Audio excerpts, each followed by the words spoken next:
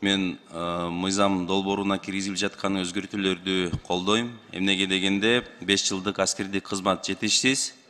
Бул адискө офицердик курамды майнаптуу колдонуу керек деп эсептейм. Бирок бир нече тактоо суроолорум бар да баяндамачыга. Алмаз Огонович айтып коюңузчу, ар бир аскер кызматкерин окутууга жана материалдык камсыздоого жылына канча каражат сарпталат да?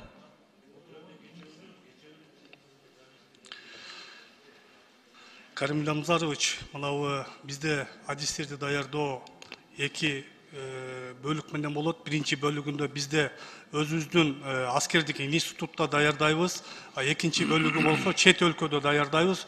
12 өлкөдө даярдайбыз. Бул биздин жаш адистерди. Ал эми чет өлкөдө даярдаган адистерибиз бул баягы макулдашуулардын негизинде эле даярдалат. Алардын кеткен чыгымдары ошол жолуна гана Коргоо министрлиги төлөп берет. Ал эми өзүбүздүн аскер институтунда даярдаган курсанттарга, бир курсантка ошол 4 жыл даярдасак 800 миңдей акча сарпталат. Рахмат. Бул келишимдик негизде кызмат өтүп жаткан катардагы жана офицердик түзүмдүн аскер кызматкерлеринин айлыкы акысы канча? Келишим кызматтакылар, келишим боюнча кызматтакылардын айлык маянасы 35-40 миңден башталат. Ал эми пенсияларын кошкондо бир 50 миңге чейин барат. Рахмат. Бул мындай маселе да, аскер түзүмдөрүн жетишсиз деңгээлде каржылоо кесипкөй адистерди тартууга мүмкүнчүлүгү бербей жатат да. Ошондой эле бул жагдай аскер түзүмдөрү начар камсыздалууда да.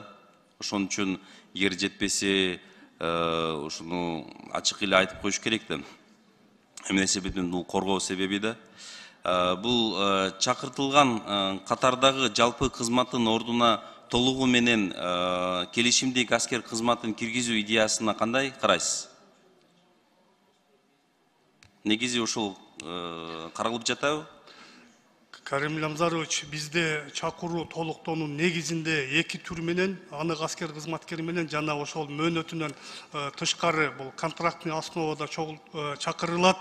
Ал эми сиздин пикириңиз боюнча мен мындайда азыр биз мына анык аскер кызматына чакырганыбыз бул биздин кийинки резервтерди даярдоого дагы карайбыз да. Ошонун негизинде биз эки түр кылабыз. А если биз бардыгын ушул контрактным основе кыла турган болсок, анда биздин кийинки резервтерибиз болбой калат. Ошонун негизинде эки түр менен чакыруу болуп атат да.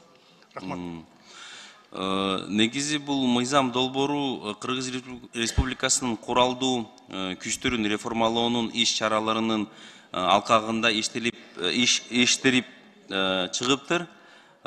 Биздин куралдуу күчтөрдү өзгөртүү боюнча дагы кандай реформалары күтүлдү, эмнелер пландалууда бар да сизде?